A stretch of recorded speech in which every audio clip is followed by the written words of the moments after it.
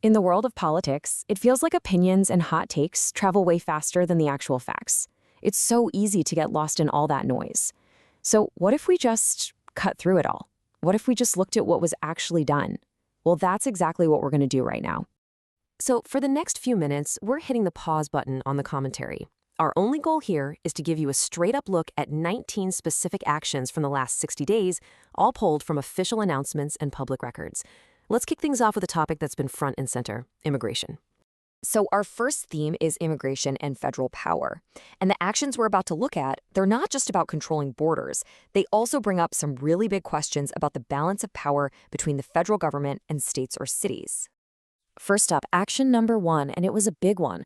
The administration announced it was moving to cut federal funding to what are often called sanctuary jurisdictions. Now, these are places that have policies limiting how much their local law enforcement helps with federal immigration enforcement. This was a clear use of the power of the purse to try and get them to cooperate. And just so we're all on the same page, it's worth clarifying what a sanctuary city or a sanctuary jurisdiction even is. It's not some official legal term. It's really just a general name for a city or a state that, as you see here, decides to limit its cooperation with federal immigration agents. So by threatening to pull funding, the administration was taking direct aim at these local policies. And this focus on immigration wasn't just a one-and-done thing. There were other directives, too. The administration reestablished more aggressive enforcement priorities. It ended something called temporary protected status for people from certain countries, and it even floated the idea of revoking citizenship for fraud.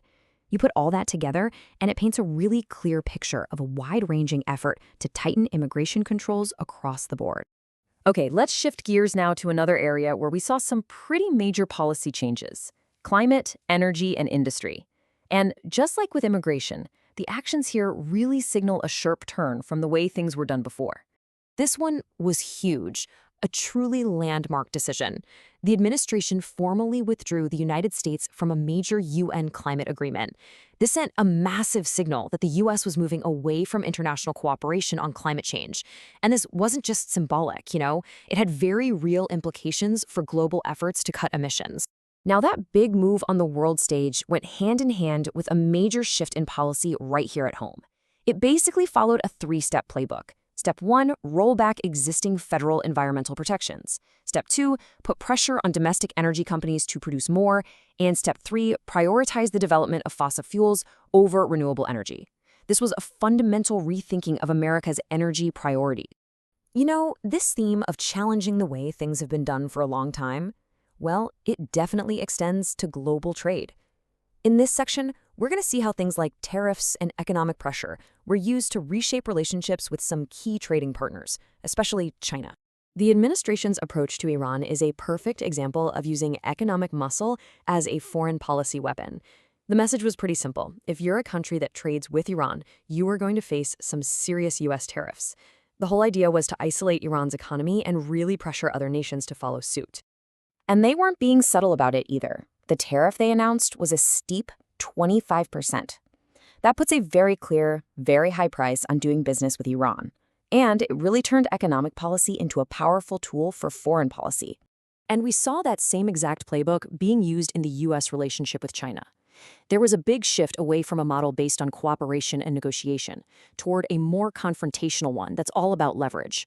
In practice, that meant using pressure tactics like tariffs to try and get concessions from Beijing. But what's really interesting here is that right in the middle of this whole pressure campaign, the administration was also publicly saying it was confident that China would open its markets. The thing is, this optimistic statement wasn't really backed by any specific details in the official record, which kind of left a lot of people wondering, okay, but how is that going to happen? All right, let's move on now to foreign policy and military matters. The actions here touch on a whole range of things, from hinting at interventions to pushing the limits of presidential power itself. So this quote, "Help is on the way," which was directed at protesters in Iran, sent some serious ripples around the world. Now, why is that? Well, because historically, language just like that has often been seen as a signal of a potential foreign intervention. Using it in this context was a really powerful and kind of ambiguous message. And it wasn't just about Iran. We saw this more assertive stance in other areas too. The administration reasserted a very broad view of presidential war powers, challenging the law that's supposed to limit the president's ability to send troops into conflict. It also kept talking about Greenland as a strategic asset and moved to tie foreign aid much more directly to specific U.S. interests. It all points to a more assertive, America First style of foreign policy. Okay, for our final theme, we're going to bring it back home and look at domestic governance. We're going to focus on appointments to federal agencies and the oversight of organizations that get U.S. funding. So when you look at who was being appointed to government jobs, a pretty distinct pattern starts to emerge. Business leaders were being nominated to run regulatory agencies. Take the Federal Trade Commission, for instance. It's the agency that polices consumer protection and antitrust laws. Well, the administration nominated the CEO of WeatherTech, the car mat company, to a key spot there. This really reflects a broader strategy of putting people from the private sector in charge of government oversight.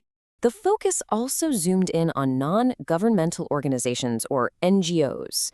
A directive went out for a full review of all NGOs that get funding from the U.S. government. The stated goal was to make sure their work lined up with the administration's priorities, which, as you can imagine, raised some questions about the independence of those groups. And finally, Action 19. This 60-day period saw a whole flurry of executive orders. And remember, these are powerful directives that a president can issue without needing Congress to sign off. These orders touched on just about everything, reshaping how the military buys equipment, adjusting how trade is enforced, modifying environmental regulations, and even changing the core missions of some federal agencies. It was a really clear display of executive power. So there you have it. 19 documented actions in just 60 days, covering everything from immigration and climate to trade and governance. When you lay it all out like this, without all the commentary, you can start to see the clear outlines of a political agenda taking shape. The only question now is, what do the next 60 days have in store?